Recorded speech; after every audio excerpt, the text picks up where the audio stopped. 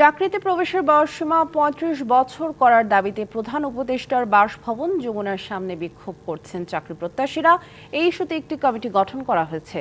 ৭ কর্মদিবসের মধ্যে সুপারিশ করতে হবে সরকারকে।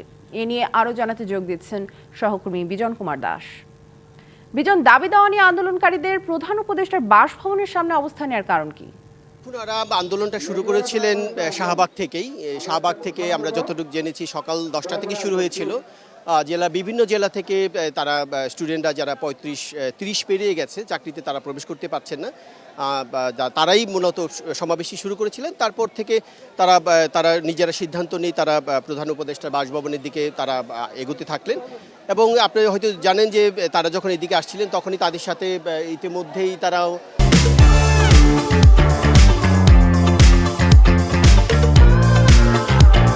এখানে দেখছি যে নতুন করে তারা এখানে আরও স্টুডেন্টরা যুক্ত হয়েছে।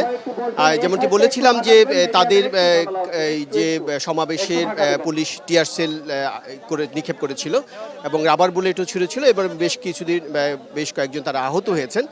তারা বলছে যে আসলে তারা যখন এই যে শেখ হাসিনার যে সরকারের যে পতন হয়েছে, যে আন্দোলন, কোটা বিরোধী আন্দোলন, সেই আন্দোলনে তারা আহত হয়েছিলেন। তারপর সেই স্টুডেন্টরাই যখন তাদের চাকরি প্রত্যাশী, তারা এখন কথা বলবে, আসলে তাদের দাবা নিয়ে কথা বলবে, তাদের আর কোনো কিছু আছে কিনা সেই একটা ব্রিফিংয়ে আমি সরাসরি ব্রিফিংয়ে যেতে চাই যে আসলে পররাষ্ট্র উপদেষ্টা এবং তারা পররাষ্ট্র সচিব তারা ভিতরে প্রবেশ করে বেশ কয়েকজন ভিতরে প্রবেশ করেছেন প্রধান উপদেষ্টার সাথে কথা বলার জন্য।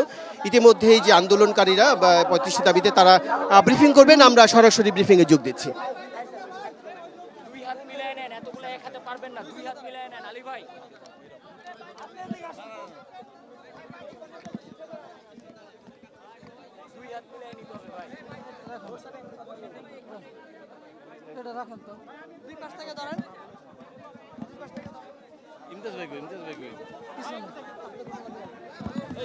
বিজন, ধন্যবাদ আপনাকে আমাদের সাথে যুক্ত হবার জন্য।